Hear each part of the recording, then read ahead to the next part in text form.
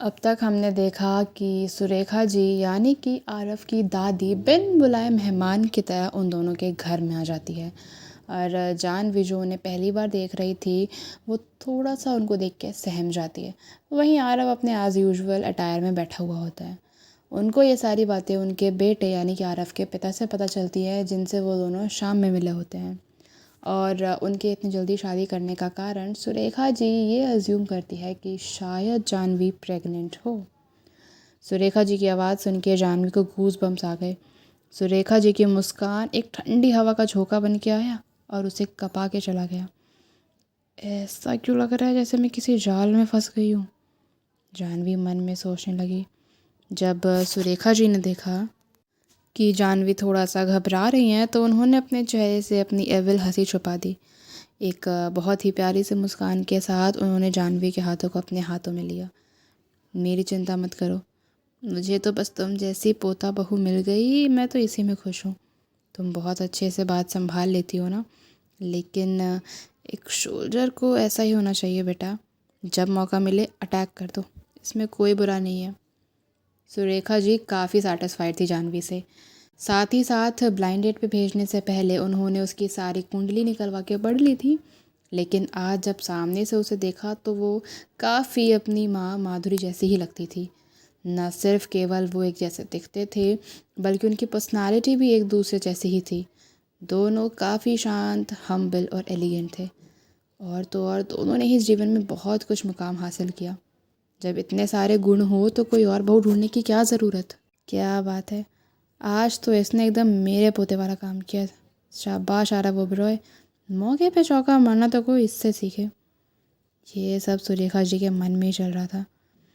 आरव, तू तो अपने पापा से भी आगे निकला।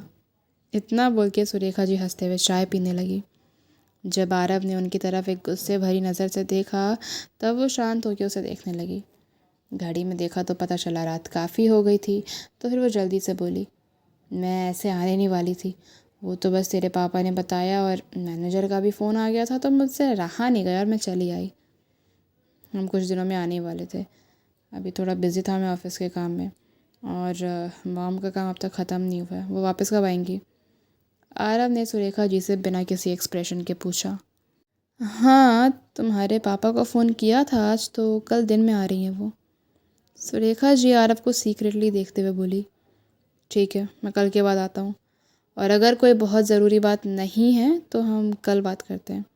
रात बहुत हो चुकी है, फैसला आपके हाथ में। आपको यहाँ रुकना है, घर वापस जाना है? मैं तो वापस जा रही हूँ, चिंता मत कर, मैं तुम दोनों बच्चों को डिस्टर्ब नहीं करूँगी।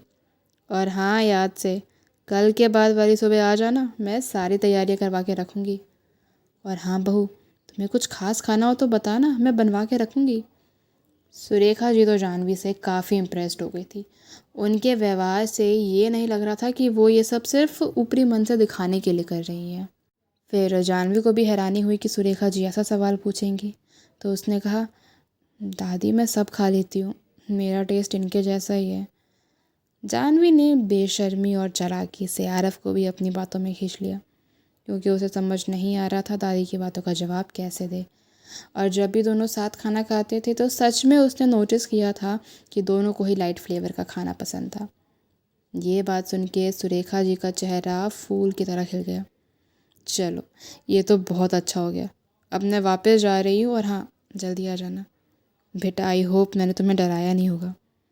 जानवी ने शर्माते हुए अपना सर ना में हिलाते हुए कहा, इट्स फाइन दादी, पहले मुझे मिलने आना था और मैं नहीं आई। आई होप आप मुझे इसके लिए माफ़ कर देंगी।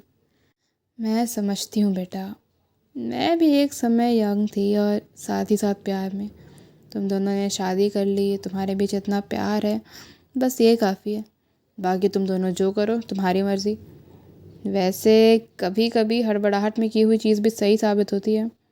हमें तो तुम्हारी शादी से कोई दिक्कत नहीं है, आफ्टर ऑल हम खुले विचारों वाले हैं। इतना कह के वो अपनी सारी जेब टटोलने लगी, लेकिन उन्हें कुछ ऐसा मिला ही नहीं। थोड़ा असहज होके वो मुस्कुराती हुई बोली, सॉरी बच्चे, मैं यहाँ जल्दी जल्दी में आई और कुछ लेकर ही नहीं आई।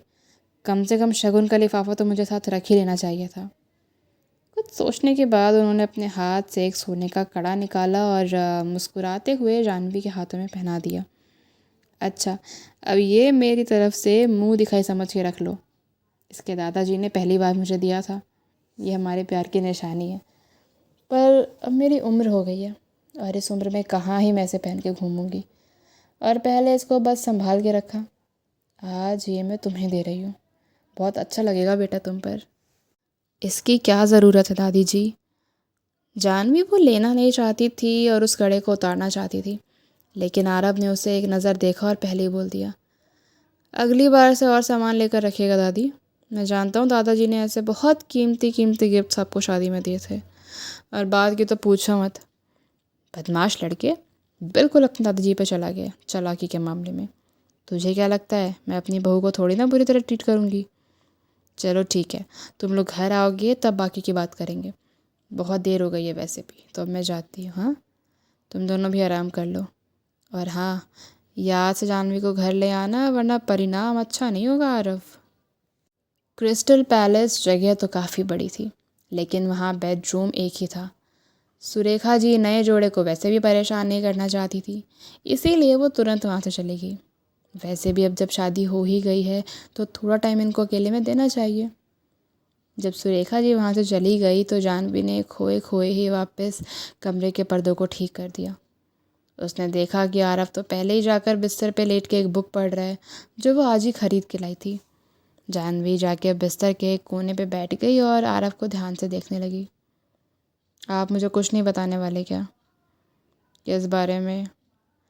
आरव ने अपनी नज़रें हटाकर जाह्नवी की तरफ देखा और उसे अपना कोट पास कर दिया।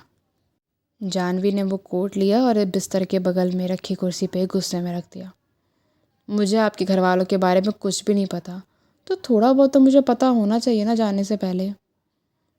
आरव ने उससे अपनी चमकदार आंखों से पूछा, क्यों, तुम घबरा रही हो क्या? कहीं नर्वस तो नहीं? कहाँ से आपको मेरी शक्ल नर्वस लग रही है? मुझे तो बस लगता है कि शादी करने से पहले हमने कुछ चीज़ें नहीं सोची और जल्दी जल्दी में कर ली। तुम्हें नहीं लगता कि ये बात सोचने के लिए टाइम अब जा चुका है? आरव ने मज़े लेते हुए पूछा। आपने तो कहा था हम तुरंत कोर्ट जाएंगे, फिर मुझे क्यों बोल रहे हो? जाह्नवी भी गुस्सा करते हुए बोली। इस पे आरव बिना कुछ कहे हंस दिया। उसने जाह्नवी को अपने पास बिठाया और प्यार से बोला, अच्छा अच्छा ठीक है, मैंने इतना नहीं सोचा था। अब तुम मुझसे जुड़ गई हो तो तुमने बहुत बड़ा गुनाह तो कर ही दिया, पर तुम रिलैक्स रहो। वो शैतान थोड़ी है मेरी तरह जो तुम्हें खा जाएंगे। तुम टेंशन फ्री हो जाओ।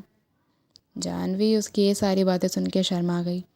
एक बार फिर उसने अपनी नज़र जाह्नवी से हटाकर उस बुक की तरफ करी और आगे बोला, दादाजी और दादी काफ़ी लविंग है, वो तुम्हें बिल्कुल परेशान नहीं करेंगे।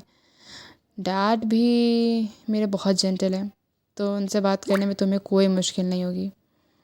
हाँ, मॉम थोड़ा सा सीरियस और इस टाइप की हैं, जल्दी किसी से घुल मिल नहीं पाती, लेकिन वो दिल की बुरी नहीं है।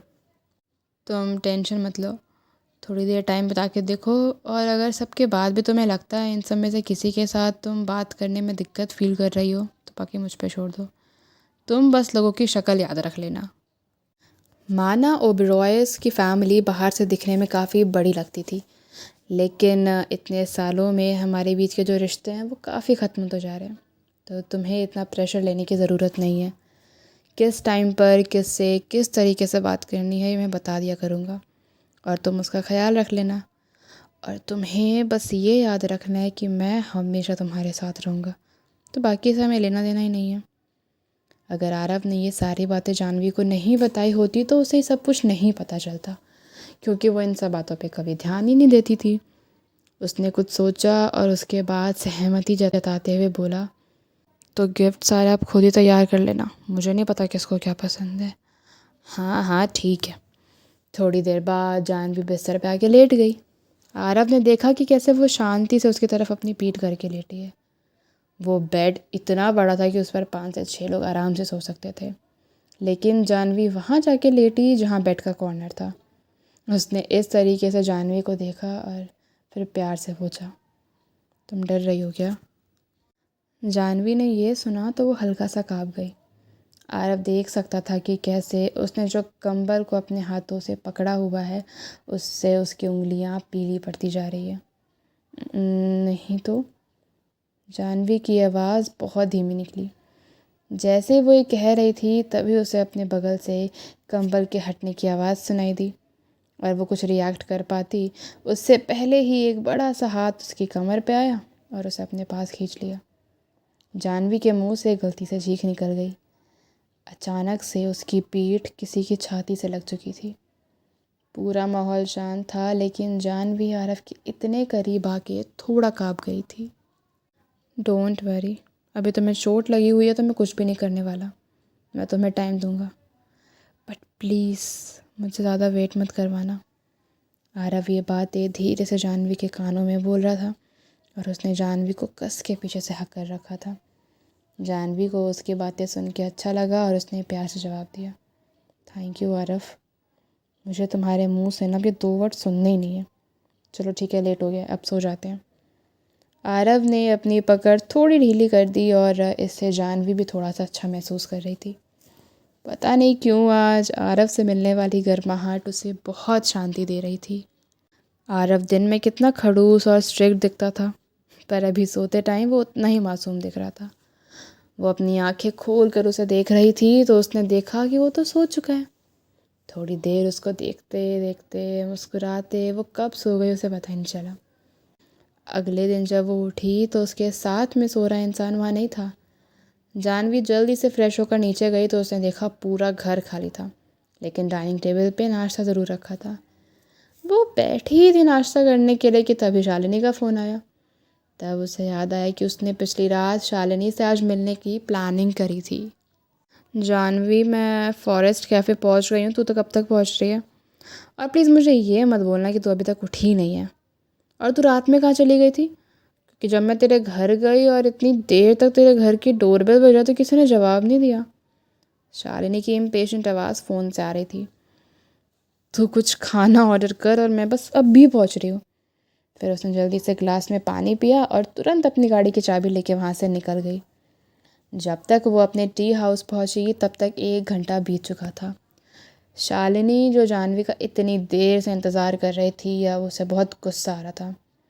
जानवी ने आते ही उसे मक्खन लगाने के लिए उसके अपने हाथों से चाय परोसी। आई एम सॉरी, और मैं ठीक हूँ। सच कहूँ तो पिछले कुछ दिनों से लाइफ बहुत अच्छी चल रही है, तो तू अब मेरी इतनी टेंशन मत लिया कर। पहले ये बता, इतने दिनों से तू थी कहाँ पे?